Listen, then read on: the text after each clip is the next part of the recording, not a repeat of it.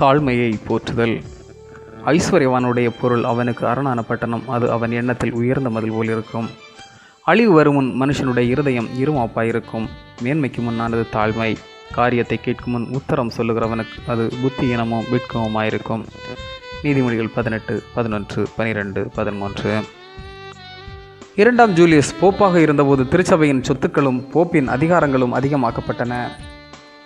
ஒருமுறை ஓர் ஏழை துறவி போப்பை சந்திக்க வெகு தூரத்திலிருந்து ரோம் நகருக்கு வந்தார்.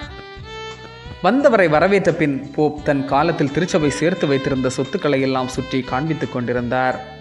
கைவசம் இருந்த பொன், வெள்ளி முதலியவற்றை பெருமையாக காண்பித்துக் கொண்டே, இனி புனித பேதுருவின் வாரிசுகள் என்னிடம் பொன்னோ வெள்ளியோ இல்லை என்று சொல்ல வேண்டிய அவசியம் இருக்காது என்று கூற, அந்த ஏழை துறவி, ஆம் போப், நீங்கள் கூறுவது முற்றிலும் உண்மைதான்.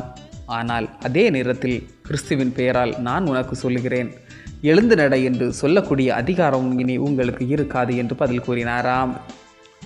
பல நேரங்களில் நாமும் இப்படித்தான் பெருமைக்குரிய காரியங்களை தூக்கி பிடித்து விடுகிறோம்.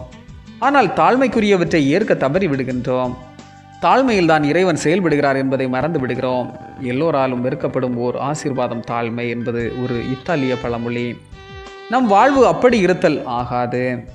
வளமை, வலிமை, துறந்தவலி ஏற்று சிலுவையிலே தன்னை வெறுமையாக்கிய ஆண்டவர் இயேசுவின் தாழ்மைதான் உயிர் பெற்றெழுந்தவர் என்ற உண்மை நிலையை அடைய செய்தது. ஆமேன். இந்த நாள் உங்களுக்கு இனிய நாளாக மலரட்டும்.